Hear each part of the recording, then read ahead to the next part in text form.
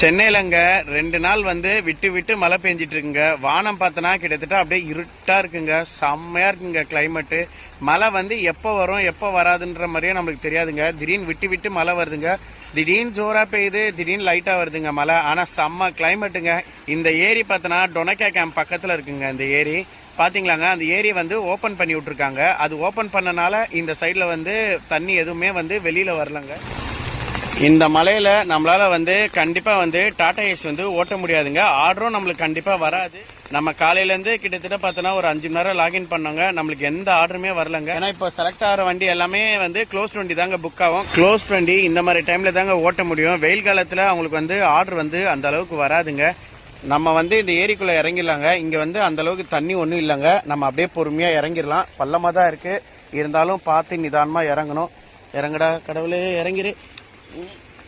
இறங்கியாச்சுங்க. செருப்பு கிருப்பு வலிக்க கிழிக்க விட்டுற போது அது வேற ஒரு பயமாயிருச்சு. இறங்கியாச்சுங்க கீழே. பாருங்க எப்படி இருக்குன்ட்டு. நம்ம அந்த ஏரி ஓரமா போலாமாங்க, எப்படி இருக்குன்னு பார்த்துடலாம். அப்படியே நடக்க வேண்டியதுதான் பொறுமையா. இது எங்க கீழே அங்கங்க வந்து பாசியா இருக்கு, எப்படி இருக்குன்னு தெரியல. அப்படியே பொறுமையா நிதானமா நடந்து போக வேண்டியதான். தடுக்கி கிடுக்கி விழுந்துடாம போயிட வேண்டியதான். இந்த இடத்துல பார்த்தோன்னா மீன் வருங்க. மீன் வந்து எகுரும்.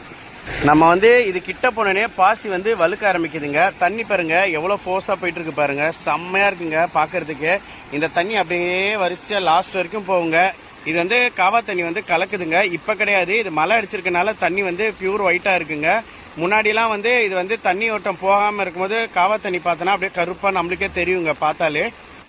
மழை பிடிச்சிச்சுங்க. செம்ம ஜோரா மழை பெஞ்சிட்டு இருக்குங்க. ஆஹா, சரிங்க. நம்ம வந்து பேக் சைடில் காட்டுறோம் பாருங்க. ஏன்னா இந்த இடத்துக்கு நம்ம போனோம்னா செம்ம வழுக்குதுங்க. ஆனால் இந்த சைடில் போக வேண்டாம், நம்ம வந்து அந்த ஓரமாக போயிடலாங்க. அப்படியே பொறுமையாக நடந்து போகலாம். நீங்களே பாருங்க, எதுவும் உழுவாமல் இருந்தால் சரி. ஏன்னா இங்கே செடி இருக்கனால கண்டிப்பாக இந்த இடம் வந்து வழுக்காது. ஏன்னா அந்த இடத்துல தான் வழுக்க ஆரம்பிச்சுது. சரி, ஓகே, அப்படியே நிதானமாக போகலாம். காலை பார்த்து பார்த்து வைக்க வேண்டியதாக இருக்கு. அந்த இடத்துல காட்டுற பாருங்க ஏரி எப்படி இருக்குன்ட்டு. ஆனால் இங்கேயே வழுக்க தாங்க செய்யுது. நிதானமா ஒரு கால் வந்து பொறுமையா தான் நம்ம வந்து எடுத்து வச்சுட்டு போயிட்டு இருக்கோம். நம்ம வந்து ஏரிக்கிட்ட போயிடலாமாங்க. அப்படியே பொறுமையா நிதானமா தாங்க நடந்து போறோம். ரொம்ப வேகமா போனா நம்ம வந்து வலிக்கு விழுந்துருவோம். ஏன்னா தண்ணி இருக்கும்போது ஒன்றும் தெரியல. இப்ப தனியா இருக்கும்போது அது பாசியா இருக்குங்க. பொறுமையா நிதானமா போயிட்டு இருக்கலாம். கீழே பாருங்க பாசி அதிகமா இருக்கு. போயாச்சு ரைட்டு, ஸ்டேஜ் மேல ஏறியாச்சு. பாருங்க ஏரி எப்படி இருக்கு பாத்தீங்களாங்க. நல்லா பச்சை பச்சைன்னு இருக்கு. ஆனா கீழே வழுக்க தாங்க செய்யுது. செம்மையா இருக்கு பாருங்க. இடம் லொகேஷன் பாக்குறதுக்கு எப்படி இருக்கு பாருங்க.